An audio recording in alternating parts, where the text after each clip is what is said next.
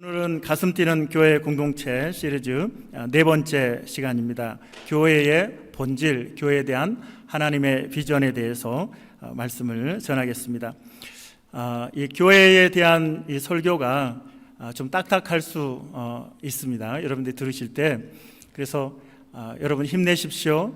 또 여러분 하나님이 여러분을 사랑하십니다. 이런 이제 격려의 메시지를 우리가 듣기를 원하는데, 그러나 우리가 원리를 아는 것은 무엇보다도 중요하죠. 운전을 할 때 우리가 무턱대고 운전대를 아무나 잡는 것은 아니죠. 저희 아이들이 20대가 넘었는데 또 20대 중반이 됐는데도 면허증이 없어가지고 이 애비가 속이 터집니다. 답답하고. 그래서 이번 주에 좀 시험 좀 봐라 뭐 이렇게 해서 자기들이 뭐 하겠다고 하는데 어떻게 될지 모르겠어요.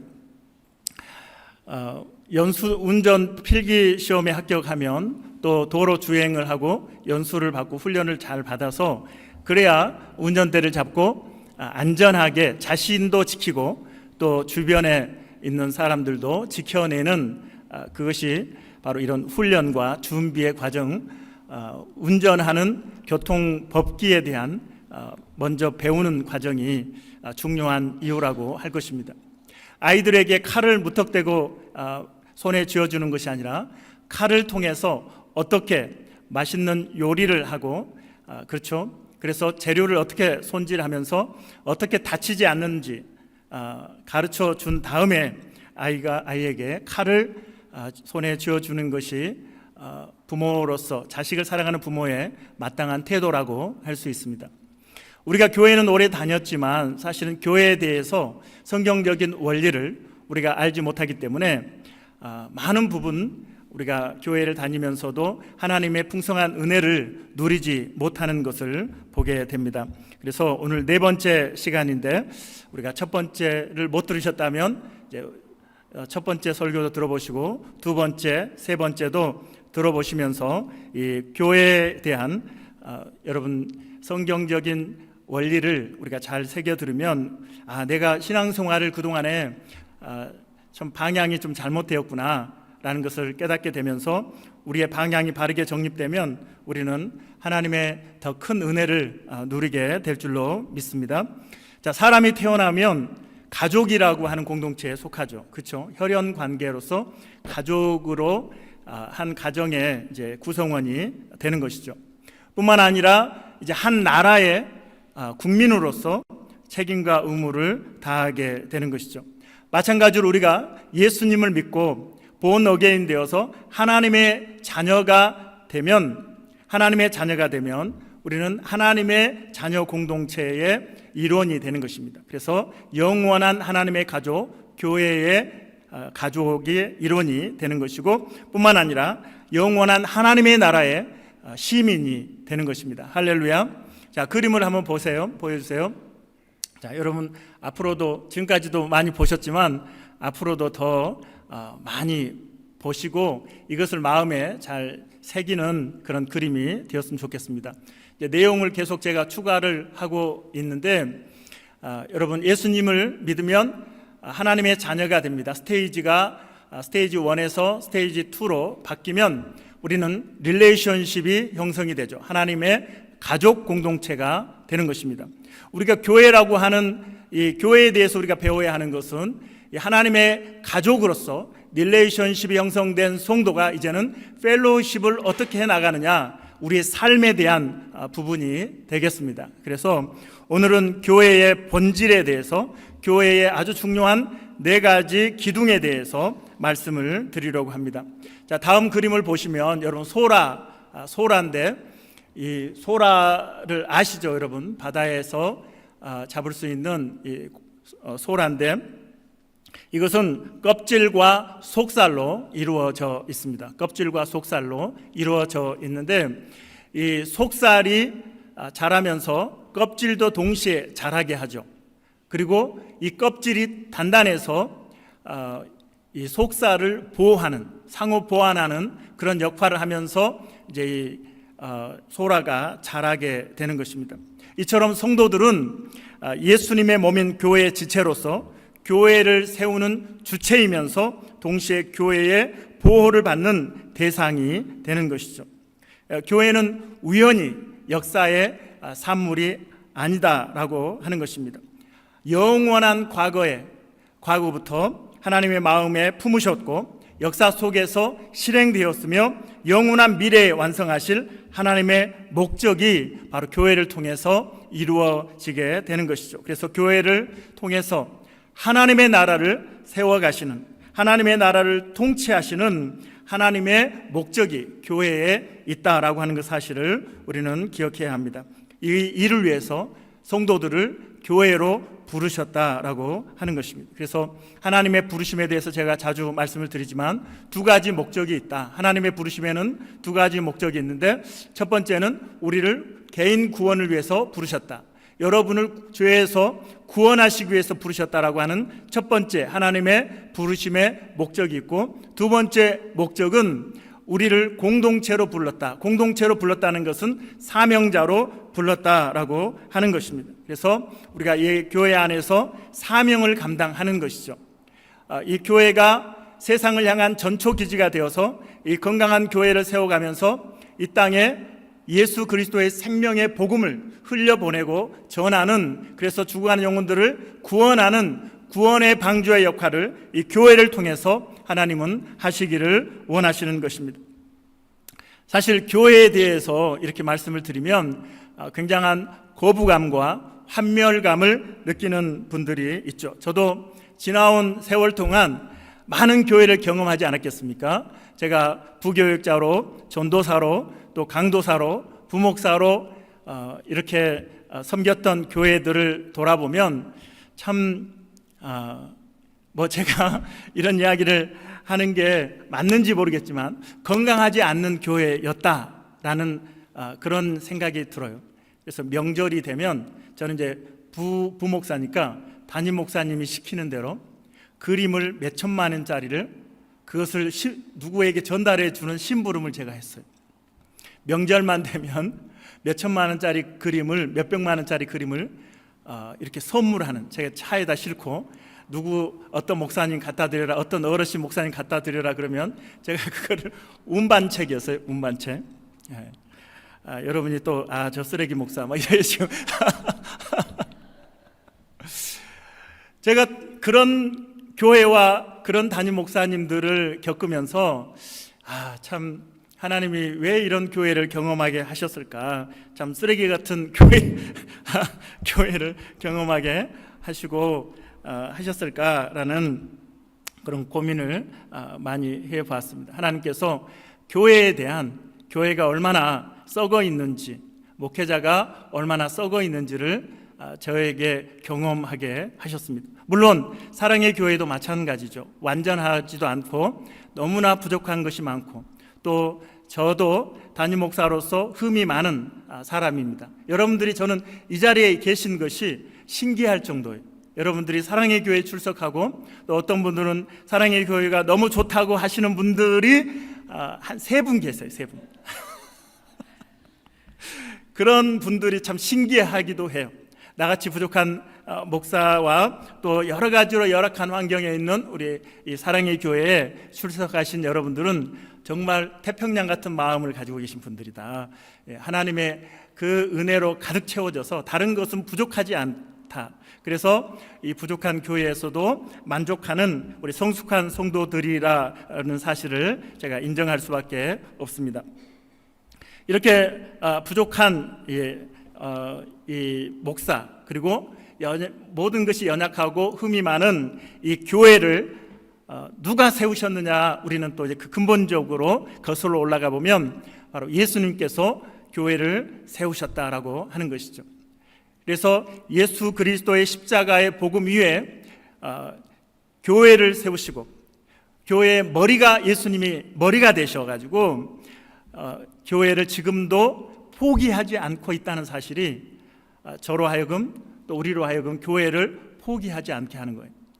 정말 교회의 환멸을 느끼는 일들이 정말 많지만, 그럼에도 불구하고 사람이 아니라 하나님이 교회를 세우셨고 교회의 머리가 하나님이시고, 그래서 우리 예수님께서 포기하지 아니하시고 지금도 교회를 인도해 가시기 때문에 우리는 예수님이 포기하지 않는 교회이기 때문에 예수의 제자로서 우리가 교회를 포기하지 않고 교회에 헌신하고 있는 것이죠. 사람에게가 아니라 예수님에게 헌신하고 있는 것입니다. 우리가 교회에 이제 앞으로 그 교회가 더욱더 건강한 교회가 되기 위해서 모델로 삼는 교회가 바로 초대 교회죠. 살아있는 교회, 생명력 있는 교회, 건강한 교회의 비전을 우리는 초대 교회에서 발견할 수 있습니다. 물론 초대 교회라고 그래서 초대 예루살렘 교회라고 그래서 흠이 없는 것도 아니었습니다. 완전한 교회도 아니었습니다. 인간적인 경쟁이 있었고 위선이 있었고 부도덕이 있었고 심지어 교회 안에 이단들이 침투해 있었습니다. 그럼에도 불구하고 분명한 것 하나는 초대교회에 성령의 역사가 있었다라고 하는 것이죠. 그래서 사도행전이 교회 행전이라고도 부르기도 하면서 성령 행전이다라고 부르는 것입니다. 성령님이 교회를 세우시고 이끌어 가시는 그러한 내용이 사도행전에 기록이 되어 있는 것입니다. 성령님의 강력한 이끄심이 초대교회에 있었다라고 하는 것입니다. 그래서 우리는 이 초대교회를 통해서 우리가 우리 교회의 모델, 우리가 배워야 할 것들을 우리가 찾을 수 있는데, 누가는 사도행전을 통해서 초대교회의 모습을 기록하며 교회의 본질을 말씀하고 있는데, 오늘 본문에서 이제 네 가지로 우리가 한번 살펴보려고 합니다. 교회의 네 가지 기둥이라고 생각하셔도 될 것 같고, 교회의 본질, 또 하나님께서 교회를 향한 하나님의 비전, 이렇게 이야기해도 될 것 같습니다. 첫 번째, 초대교회는 배우는 교회였다라고 하는 것이죠. 배우는 교회였다. 한번 따라할까요? 배우는 교회. 초대교회는 배우는 교회였습니다. 42절에 보면 사도들의 가르침을 받아, 그들이 사도의 가르침을 받아라고 말씀하고 있습니다. 가르침을 받았다. 신앙생활의 기본, 신앙생활의 근거가 바로 사도들의 가르침에 있었다라고 말씀하고 있습니다. 교회가 여러 교단들이 있고, 그래서 어떤 교회 또 어떤 성도들은 성령파라고 있습니다. 성령파. 그래서 불러 하면서 성령 충만을 부르짖지만 이 성경에 대해서 그렇게 배우려고 하지 않는 그러한 사람들이 있죠. 그래서 지성을 무시합니다. 성경의 진리가 아니라 그냥 성령이면 된다라고 이야기를 하는 것이죠. 하지만 여러분, 성령님은 진리의 영이십니다. 한번 따라할까요? 성령님은 진리의 영이십니다. 진리의 영이시다. 그래서 우리가 성령 충만하다고 할 때, 성령 충만함은 곧 우리가 진리에 대해서 관심을 갖고 진리를 배우려고 하는 열망이 있게 된다라고 하는 것입니다. 그래서 성령 충만하면 성령님만이 유일한 교사이며 인간 교사들이 없어도 된다라고 생각하는 것이 초대교회 성도들이 아니라, 성령으로 충만했기 때문에 오히려 그들은 사도들의 발 앞에 앉아서 사도들의 가르침을 받기를 원했던 것을 볼 수 있습니다. 뿐만 아니라 사도들의 권위에 복종했던 모습을 보게 됩니다. 자, 그러면 이제 오늘날의 신약의 교회들, 사도들이 다 돌아가셨는데, 그러면 이제 사도가 없는데 오늘 이 신약 교회는 어떻게 해야 하는가?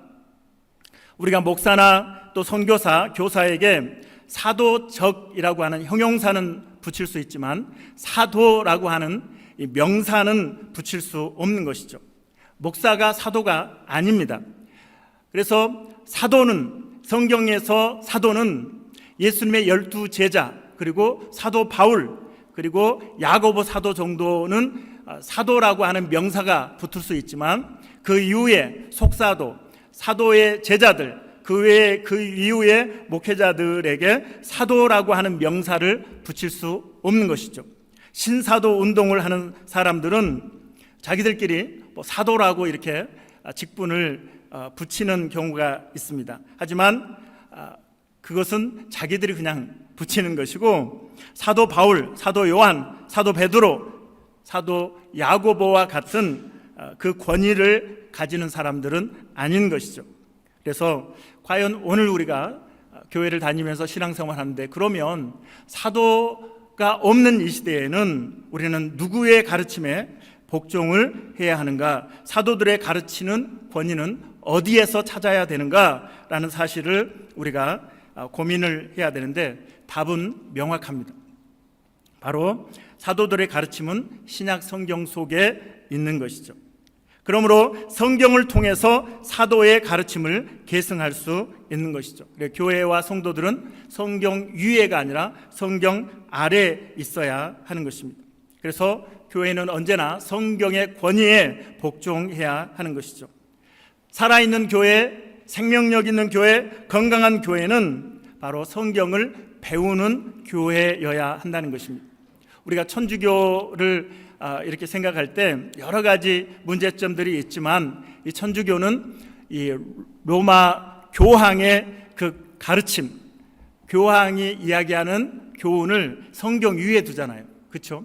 그래서 교황이 이야기하는 것을 성경보다 더 높이 취급하는 것이 천주교이기 때문에 심각한 문제를 가지고 있는 것이죠. 누구든지 성경 아래에 있어야 한다라고 하는 것입니다. 그래서 교회에서는 하나님의 진리의 말씀이 선포되어야 하는 것입니다. 비진리가 선포되면 안 되는 것이죠. 동성애가 합법화되고 그것을 받아들이는 교회는 가짜인 거예요. 성경이 말하는 죄에 대해서는 죄라고 이야기할 수 있는 교회가 되어야 하는 것이죠. 성경이 말하면 그것이 진리요, 교회는, 성도는 그 성경 아래에 늘 있어야 하기 때문에 그렇습니다. 뿐만 아니라 가정에서는 부모가 자녀를 성경을 가르치는 그러한 가정이 건강한 가정이 됩니다. 또한 우리 성도들은 예수 그리스도의 제자로서 매일 성경을 읽고 또 묵상하면서 이 성경을 가까이 하는 것, 덮어놓고 성경을 읽지 않는 성도가 아니라 펼쳐놓고 늘 성경을 읽고 묵상하는, 공부하는 성도가 되어야 합니다. 바로 그러한 성도가 성경을 가까이 하고 성경을 나의 삶에 위에 놓고 그 성경 아래 복종하는 자가 사도적 가르침을 살아가는 성도요, 건강한 성도요, 또한 살아있는 교회의 성도가 되는 것입니다. 자, 두 번째로 살아있는 교회는 바로 돌보는 교회다. 한번 따라하겠습니다. 돌보는 교회, 코이노니아 펠로우십입니다. 성도 간의 교제. 그래서 첫 번째가 배우는 교회라고 한다면 두 번째는 돌보는 교회, 성도 간에 서로 돌보는 교회, 그것이 바로 교회의 본질이다라고 하는 것이죠. 자, 42절, 44절, 45절 같이 읽겠습니다. 42절 시작. 그들이 사도의 가르침을 받아 서로 교제하고 떡을 떼며 오로지 기도하기를 힘쓰니라. 믿는 사람이 다 함께 있어 모든 물건을 서로 통용하고 또 재산과 소유를 팔아 각 사람의 필요를 따라 나눠주며. 초대교회는 쉐어인, 함께 공유하는 것, 함께 나누는 것, 쉐어아웃, 이 두 가지 모습을 가지고 있었습니다. 이것을 잘못 해석해서 우리가 이 사유재산을 금하는 마르크스주의로 이렇게 해석하는 것이 있는데, 성경은 사유재산을 금하는 그러한 공산주의가 아닌 것이죠. 성도들에게 사유재산이 인정됩니다. 그렇죠? 그런데 자발적으로 나눔과 섬김이 성도들의 서로 상호 간에 있어야 한다라고 하는 것입니다. UN 통계에 따르면 1달러 미만으로 살아가는 사람들이 한 10억 명이 된다고 그래요. 2달러 미만으로 살아가는 사람이 한 30억 됩니다. 기아와 관련 원인으로 죽는 사람이 하루 평균 한 2,400에서 3,000명이 된대요. 엄청난 숫자죠. 여러분 아무도 놀라지 않는데 하루에 3,000명이 죽는다고요. 굶어서. 그걸 보면 우리는 너무나 좋은 환경에서 여유 있게 살고 있는 것입니다. 지금 이것도 없고요, 이것도 없고요, 이것도 안 되고요, 이것도 문제고요 라고 하시는 여러분들은 참 어느 누구가 죽어가면서 물 한 방울 나에게 입에 대어달라, 나에게 음식 조금 달라고 외치는 사람 앞에서 우리는 너무나 부끄러운 모습을 갖고 있는 것입니다. 우리는 자족하면서 지금 너무나 여유 있게 잘 살고 있다. 여러분 한번 옆 사람에게 당신은 참 행복한 사람입니다 한번 이야기해 주세요. 당신은 행복한 사람입니다. 당신은 여유 있는 사람입니다. 여유 있는 사람입니다. 예. 우리 혜연자매 부모님 딸 때문에 이 캐나다의 비행기를 몇 번을 지금 타시는 거예요. 예. 얼마나 근사한 일입니까? 예. 딸 잘 키워서 이렇게. 자, 잠언 11장 24절로 25절 같이 읽겠습니다. 시작. 흩어 구제하여도 더욱 부하게 되는 일이 있나니 과도히 아껴도 가난하게 될 뿐이니라. 구제를 좋아하는 자는 풍족하여질 것이요 남을 윤택하게 하는 자는 자기도 윤택하여지리라. 할렐루야. 예, 이 귀한 메시지가 우리의 마음에 새겨졌으면 좋겠습니다. 너무 과대하게 아낀다고 해서 부자가 되는 것이 아닙니다. 자꾸 흘려보내면, 물질의 근원이 하나님이심을 여러분 믿습니까? 우리가 흘려보내면 하나님의 원리는 심으면 심은 대로 거두게 하시는 것이 하나님의 법칙입니다. 그래서 자꾸 흘려보내는 여러분들이 되시기를 바랍니다. 벌써 우리 교회에는 그래도 우리 성도들이 서로 섬기면서 나누잖아요. 그렇죠? 그래서 재능도 나누시고 재능도 기부하시고 물질도 나누시고, 이렇게 아름다운 모습이 우리 성도들에게 있는 것은 너무나 귀하고 감사한 일이라고 생각이 됩니다. 한번 따라합니다. 하나님이 너그러우시니 우리도 너그러워야 됩니다. 예, 하나님이 얼마나 너그러우신 분이세요. 그러니 하나님을 믿는 저와 여러분도 너그러운 인생을 살아야 한다라고 하는 것입니다. 세 번째로, 살아있는 교회는 예배하는 교회라고 말씀하고 있습니다. 우리 42절, 46절 같이 읽겠습니다. 42절. 그들이 사도의 가르침을 받아 서로 교제하고 떡을 떼며 오로지 기도하기를 힘쓰니라. 46절. 날마다 마음을 같이하여 성전에 모기를 힘쓰고 집에서 떡을 떼며 기쁨과 순전한 마음으로 음식을 먹고. 예. 초대교회가 이제 떡을 떼며 기도하기를 힘썼다라고 하는 것은 이제 지지난주에 이제 주님의 만찬에 대해서 말씀을 드렸는데, 바로 성찬식이죠. 주님의 만찬을 기념하는 그러한 예식을 드렸다. 그리고 기도했다라고 하는 것은 개인적인 기도가 아니라 여기서 말하는 것은 기도 예배를 말하고 있는 것입니다. 함께 기도하는 것, 함께 기도하는 것. 그래서 우리가 예배에 대해서는 제가 이 자리에서 강조하지 않아도 우리 모두는 예배의 중요성을 너무나 잘 알고 있습니다. 그러므로 더 이상 예배에 대해서보다는 오늘 본문에서 발견되는 초대교회가 우리에게 보여주는 이 균형에 대해서 말씀을 드리고 싶은데, 첫째로 초대교회는 공식적인 예배와 비공식적인 예배가 균형을 이루고 있다라고 하는 것입니다. 예루살렘 성전에서도 공적인 예배를 드렸을 뿐만 아니라 집에서 비공식적으로도 모여서 예배를 드렸다라고 하는 것입니다. 이 두 가지, 제가 종종 말씀을 드리죠. 두 날개, 공적인 예배, 예배당에서 드리는 우리가 주일날 또 함께 기도하는 공적인 예배뿐만 아니라 또 가정에서 목장으로 모이는 소그룹 모임, 이 두 가지 두 날개로 날아오르는 예배가 건강한 예배요, 건강한 성도요, 건강한 교회의 모습이라고 하는 것입니다. 그래서 예루살렘 성전에서 모였다라고 하는 것이 우리가 좀 고민을 해야 되는데, 이미 예수님이 십자가에 달려 돌아가심으로 구약의 성전 제사는 완성이 되었고 성취가 되었기 때문에 성전에서 제사는 폐해졌죠. 더 이상 성전에서 제사를 드릴 필요는 없었습니다. 그럼에도 불구하고 제사의 형식은 끝났지만 하나님 앞에 나아가는 태도, 마음의 자세는 이어지고 있다는 것을 의미하는 거예요.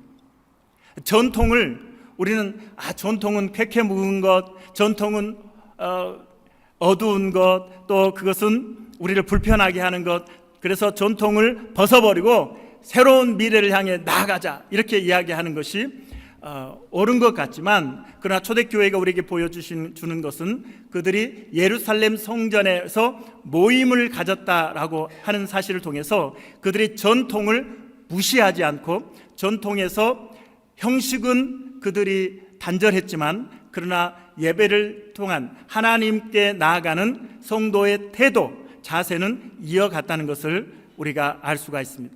그럼에도 불구하고 새로운 시작을 하죠. 가정에서 소그룹 모임을 하면서 예배를 드리고 있는 모습을 볼 수 있습니다. 그래서 전통과 개혁이 공존하는 것이 초대교회의 모습이라고 하는 것이죠. 우리 베드로가 나면서부터 안진뱅이 되었던 사람을 일으켜 세워서 걷고 뛰게 했던 것이 언제였습니까? 베드로가 성전에 기도하러 올라가다가 만난 안진뱅이를 일으켜 세웠습니다. 베드로는 성전을 무시하지 않았어요. 그곳에 가서 함께 기도하는 그 공식적인 모임을 지속했던 것을 볼 수가 있습니다. 우리 젊은이들은 이 전통이 답답하잖아요. 그렇죠? 전통 같은 거 그게 뭐가 중요해? 라고 하면서 형식 파괴, 이렇게 젊은이들은 생각할 수 있습니다. 좀 교회는 연세가 많으신 분들부터 아주 어린 친구들까지 함께 예배를 드리기 때문에 참 어디에다 초점을 맞춰야 될지 쉽지 않습니다. 제가 한국에서도 선교단체들과 교제를 하며 함께 집회를 이렇게 하다 보면, 선교단체는 다 젊은이들, 대학생들만 모여 있으니까 얼마나 역동적인지 몰라요. 찬양할 때도 앞에서 막 이렇게 뛰면서 찬양하고 말이죠. 앞에서만 뜁니까? 예배자들도 함께 모두가 뛰면서 열정적으로 이렇게 찬양하고 예배를 드리죠. 그러다 보니까 교회에 와서 주일날 이 젊은이들이 캠퍼스에서 그렇게 뛰면서 열정적으로 그렇게 찬양을 하고 기도를 하다가 교회에 오면 늘어지잖아요. 질질 끄는 이 찬송가, 어떤 찬송가 불러드릴까요? 이런 찬양을 부르는 교회가 역동성이 없어 보이고, 메가리가 없어 보이고, 여기에는 성령의 역사가 없어 보이고, 교회가 힘이 없는, 성령님이 역사하지 않는 교회라고 오해하는 젊은이들이 많이 있습니다. 제가 그걸 직접 눈으로도 봤거든요. 그러나 제가 교회를 통해서 깨닫게 된 것은 교회 안에 하나님의 놀라운 섭리가 있다는 거예요. 서로 학력의 격차가 있고 빈부의 격차가 있고 나이의 격차가 있는 이 사람들이 모여서 연합해서 함께 예배드리는, 내가 죽어지고 남을 나보다 낫게 여기면서 서로 연합해 가는 이 과정을 통해서 바로 하나님의 사랑이 흘러나오는 놀라운 공동체라고 하는 거예요. 저도 군대 생활을 해봤지만 훈련소는 훈련이 굉장히 고됩니다. 힘들죠. 다 미필자예요. 군대 안 갔다 오셨나요? 훈련소 가면 훈련은 힘들지만 다 동기들이니까 생활하는데 그래도 이 내무반 숙소 안에 들어오면 힘들지 않아요. 그렇게 힘들지 않아요. 다 친구들이고 또 같은 동기들이고. 그러니까 진짜 군대 생활은 어디서 시작돼요? 자대에 배치되면서 시작돼요. 갔더니 막둥이, 이병, 이등병, 위에 한 달 먼저 온 사람, 제일 나를 괴롭히는 사람이죠. 그리고 일병, 상병, 병장, 하늘 같은 병장, 이렇게 있는 그 내분반에서 그 자대에 배치된 후에 군대 생활이 얼마나 힘든지 몰라요. 제가 참 힘들다. 지금도 선명하게 제 마음에 군대 생활이 너무 힘들어가지고 정말 이러다 죽겠다. 이런 생각을 했던 그런 순간들이 있습니다. 그만큼 계급이 있다고 하는 것, 다른 사람들이 있다는 것, 다양한 사람들이 모여 있다는 것은 만만치 않은 생활을 하는 거예요. 교회라고 하는 것이 그만큼 어려워요. 모두의 입맛에 맞게, 모두의 취향에 맞게 그렇게 교회가 움직여질 수 없는 한계가 있는 거예요. 우리 김건호 목사님이 예배 콘티를 짜고 이 찬양을 선곡하는데 얼마나 고민을 많이 안 하시는지 모르겠어요. 고민을 하시죠. 고민을 엄청 고민을 하죠. 주일 학생들도 찬양하다가 이제 내려가잖아요. 목사님 설교 듣기는 싫다 하고 이제 다 내려가잖아요. 찬양할 때는 잘 있다가. 주일 학생들도 있죠. 또 청년들도 있죠. 그리고 우리 연세 드신 분들도 계시죠. 그러니 우리 김건호 목사님이 어떤 찬양을 선곡해야 될까 고민을 참 많이 하시고, 예배를 어떻게 흐름을 가져갈까 고민을 많이 하시는 걸로 저는 알고 있어요. 쉽지 않죠. 그걸 맞춰가는 것이 쉽지 않습니다.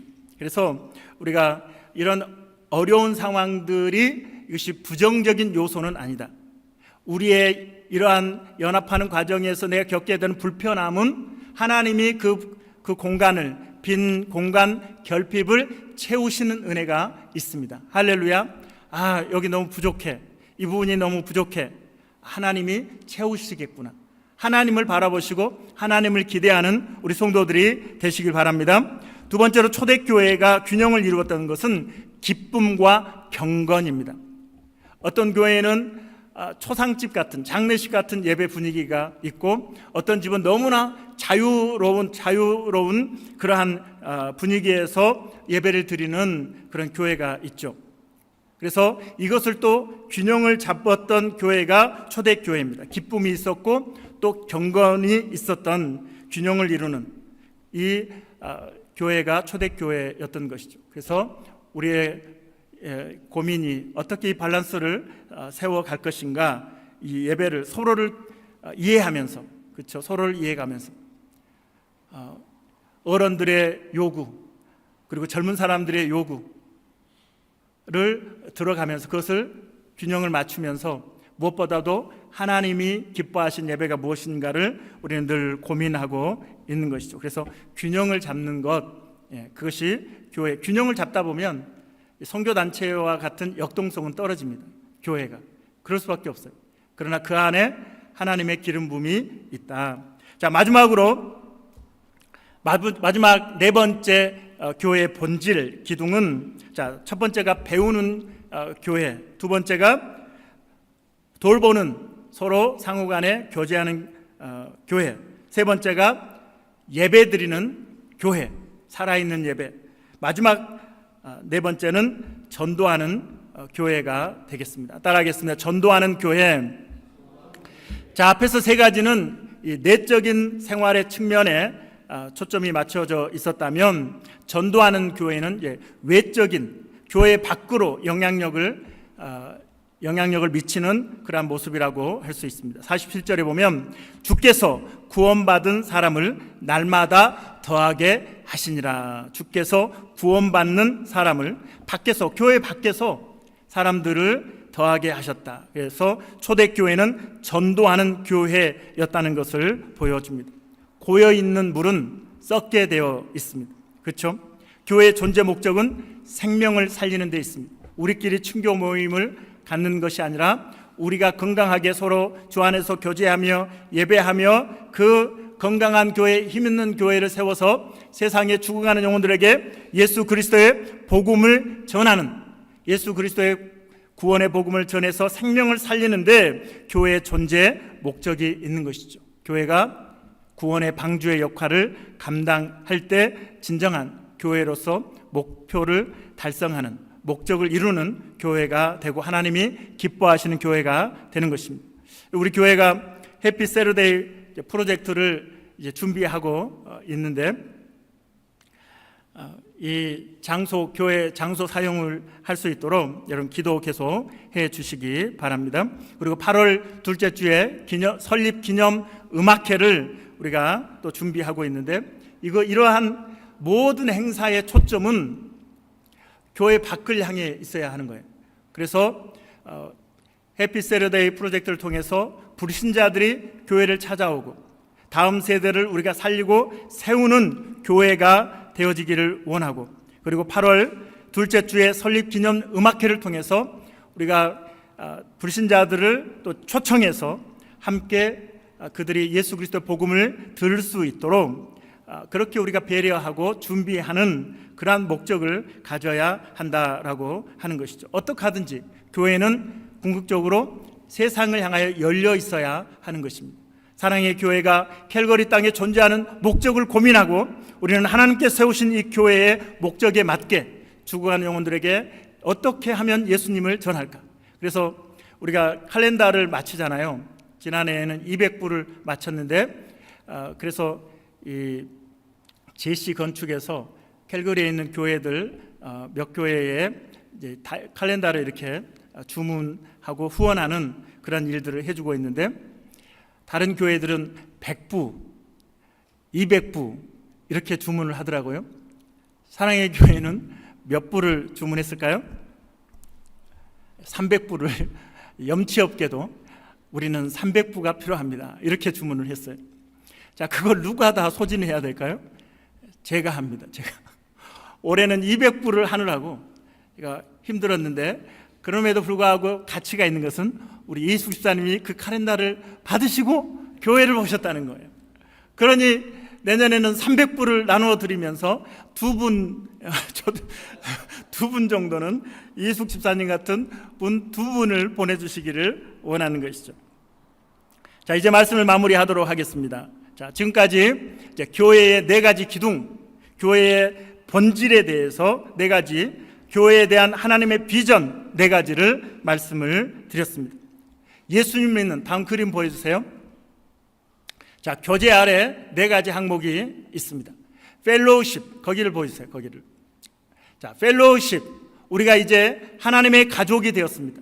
하나님과 릴레이션십을 형성하고 이제는 천국을 향해 나아가는 하나님의 가족으로서 하나님과 하나님 앞에서 우리가 살아가는 성도에게 4가지 교제가 있다. 4가지 교제, 펠로우십이 있다. 첫째, 사도의